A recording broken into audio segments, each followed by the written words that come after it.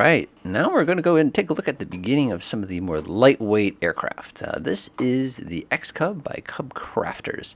We're sitting here in basically eastern Australia. This is basically, I want to say, about 300 miles west of Sydney, for those of you guys keeping track of all that other good stuff. This aircraft, of course, is if you want to take a Piper Cub and give it a much more powerful engine and make it seat 2, you'd probably looking in the correct spot as far as this aircraft goes. Taking a peek in the interior, I can immediately see that we've got a propeller control, which already makes this a heck of a different variation of the Cub itself. I love how I've got the old school fuel. I love the electric trim. Like, that is, oh my god, that's so classy. We've got ourselves a basic FS looking right in front of us. Looks like we have an automatic pilot. But without further ado, let's go ahead and get us going here. This is a first run-in I've had with one of these hefty little tail draggers in a little while here, so I'm gonna have to watch myself extra carefully during takeoff.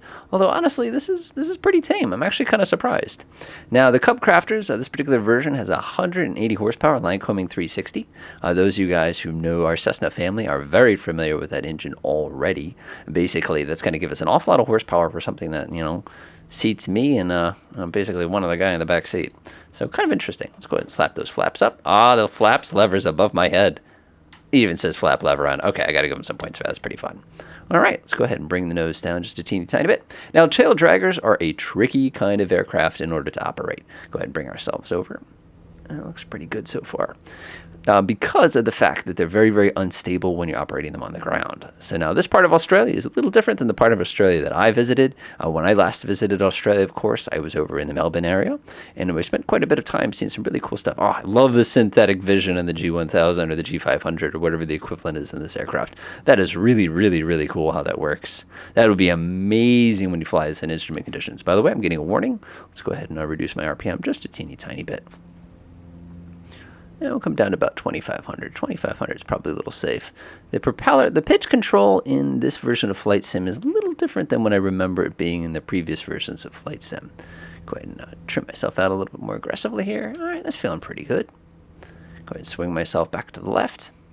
Now, Australia is an incredible country. You know, you have an area almost the size of the continental United States, but you don't have nearly as many people living in it. Another neat trick about Australia itself is the fact that the country, because of its size and its lack of population, faces all sorts of interesting little, basically logistical problems, which is why aircraft such as this are extremely popular in these regions. All right, I'm going to go ahead and aim kind of in this general direction. New Zealand's that way. We want to think about it another way. So let's go ahead and put this aircraft a little bit through its paces. Now, right now, I'm doing about 103, which makes me believe that my information on the engine is probably not accurate. I feel like I'd be able to go a little bit quicker with this. It's not like I've got any speed brakes on or anything crazy like that. Just kind of slow. As far as the landscape goes, you can see this beautiful country. Even though we're all the way down here deep into the southern hemisphere, you still have a pretty good look at all the different buildings and trees and houses and things like that. Now, aircraft like this make great bush aircraft because you can equip them with gigantic tires, and they're generally pretty stable. Let's go ahead and bring the nose down just a teeny tiny bit. Nice and slow trim the way it's meant to be. Looking pretty good. I need to change my sensitivity a little bit here because I think it's a little too aggressive. All right, let's go have some fun with this aircraft, shall we? So we're about 2,500 RPM. First thing I want to try is a departure stall. So I'm going to go ahead and slow myself down nice and slow. Be very, very curious to see how this thing performs during this particular kind of a stall. And pull that nose up just a little bit. Just a little bit. All right, let's go ahead and try it. So we're going to apply full power. We're basically going to stand on our tail here and see what the aircraft does. Hypothetically, it should basically drop one wing. That's what I would expect. Oh, I love the little red light. That's such a good touch. Yeah, I hear you. I hear you. And departure stall.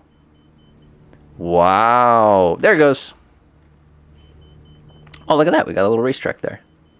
Not bad, not bad. And roughly what I'd expect it to do, but it hung on to that propeller a lot longer than I expected it to. Let's go ahead and try ourselves a good old-fashioned approach stall. I'll go ahead and slam that little flap selector lever straight back. I'm guessing that's mechanical. It's kind of like a handbrake in an airplane sort of a thing. All right, I'm going to go ahead and change this just a little bit. And pull that nose up just a little bit. All right, kill the power. Pull the nose up a little bit. We don't have an AOA index there on this one, so we're just going to have to kind of shoot from the hip here. And we're losing a lot of altitude. There's the warning. Red light. And down we go. Oh, that's tame. What a nice airplane. All right, this is actually pretty good. I'm going to throw my flaps up and give myself full power.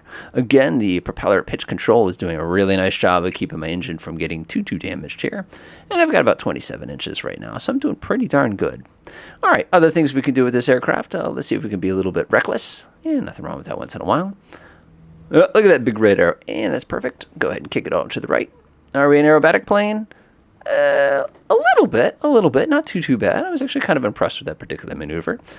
Again, not bad. I was really going into this aircraft expecting it to be a little bit weirder, but it actually has some pretty darn good performance.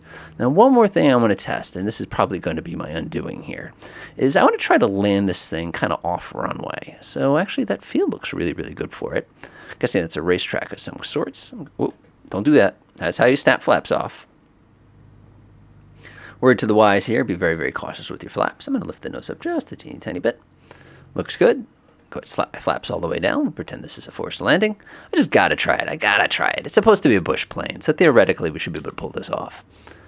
All right, slowing down just a tiny bit here. This is Tamworth, Australia, by the way, if I didn't mention it.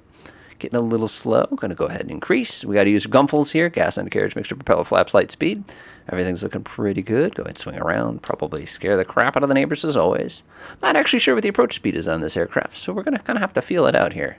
Like I said, we don't have an AOA indexer, so we're going to have to kind of guess.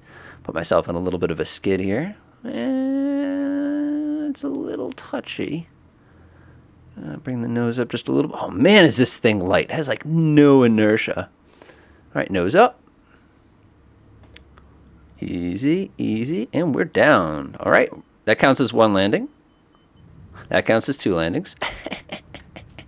That never gets old. All right, go ahead and apply our brakes, and let's hope we don't hit any trees. All right, this thing's actually pretty cool. I'm definitely going to have to play with this a little bit more. Enjoy.